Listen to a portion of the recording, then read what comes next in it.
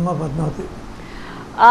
ఒక సైడ్ అలా వినిపించినట్టుగా ఉంటుంది. అంటే పొత్తు విషయం ఏపీ రాజకీయాల్లో ఇప్పుడు మాట్లాడే అంటే వాతావరణం అంతా పొత్తుల మీదే ఉంది కాబట్టి పొత్తు ఉండనట్టుగా కనిపిస్తోంది. అధిష్టానం నుంచి ఇంకా మాకు రావాలి ఇన్స్ట్రక్షన్స్ అని మీ నాయకురాలు చెప్తున్నారు. ఏమంటారు? What is the scene actually? అంటే మా నాయకురాలు ఏది చెప్పారో అదే మేమందరం కూడా చెప్పేది, వాస్తవం కూడా అదే. ఇప్పుడు మాది జాతీయ పార్టీ. జాతీయ పార్టీలో ఇటువంటి ముఖ్యమైనటువంటి విషయాల్లో కేంద్రం, అది పై అధిష్టానం అంటే కేంద్రం నిర్ణయం తీసుకుంటుంది. అదే ప్రాంతీయ పార్టీల్లో జిల్లా స్థాయిలో నిర్ణయం అంటే అది ఎవరు తీసుకుంటారు? ఆ రాష్ట్ర అధ్యక్షుడు తీసుకుంటారు. కాబట్టి ఇక్కడ రాష్ట్ర స్థాయిలో నిర్ణయాలు జరుగుతాయి, మా పార్టీ లాంటి పార్టీలో జాతీయ స్థాయిలో జరుగుతాయి. అయితే దీని మీద ఇప్పటికీ అర్థమవుతుంది.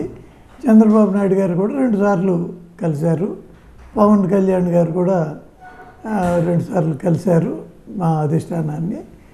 అయితే వాళ్ళ మధ్య ఏం జరిగిందనేది అటు మా పెద్దలు కానీ ఇటు వీళ్ళిద్దరు కానీ ఎవరు కూడా ఇంతవరకు నోరు విప్పి చెప్పలేదు.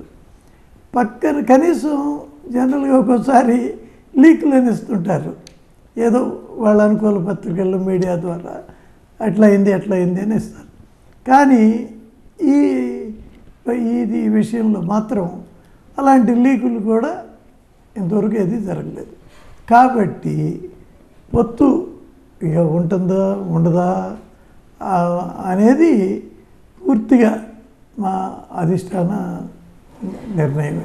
అంటే రఘునాథ్ గారు టెక్నికల్గా మాట్లాడాలంటే నిన్న జనసేన టీడీపీ ప్రకటించిన సీట్ల పొత్తుల కంటే ముందుగా పురంధేశ్వరి గారు ఒక నివేదిక కేంద్రానికి సమర్పించారు.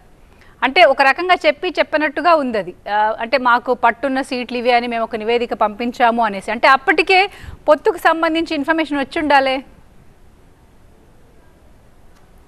అంటే ఒకవేళ ఆమె ఏమి నివేదిక పంపారో ఆ నివేదికలో ఏముందో నాకు తెలియదు. కానీ అటువంటి నివేదికలు 2 రకాలుగా, మనం సొంతంగా పోటీ చేస్తే ఎట్లాగా, ఒకవేళ పొత్తుల్లో పోటీ చేసేటట్టయితే ఏమేమి అడగాలి మనం అనేది 2 రకాలుగా పంపిస్తారు. అది తప్పేంలే. ఒకవేళ అలా పంపి వాటి మీద అధిష్టానానికి ఒక ఆలోచన ఉంటుంది. అది రాష్ట్ర స్థాయి నుంచి వాళ్ళకి తెలియజేస్తే తర్వాత చర్చల్లో ఎలా జరిగితే అలా జరుగుతాయి.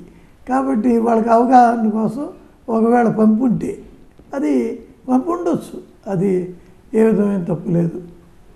అంటే రఘునాథ్ గారు కానీ దాంతోనే పొత్తులు అయిపోయినట్టు అనుకోకూడదు,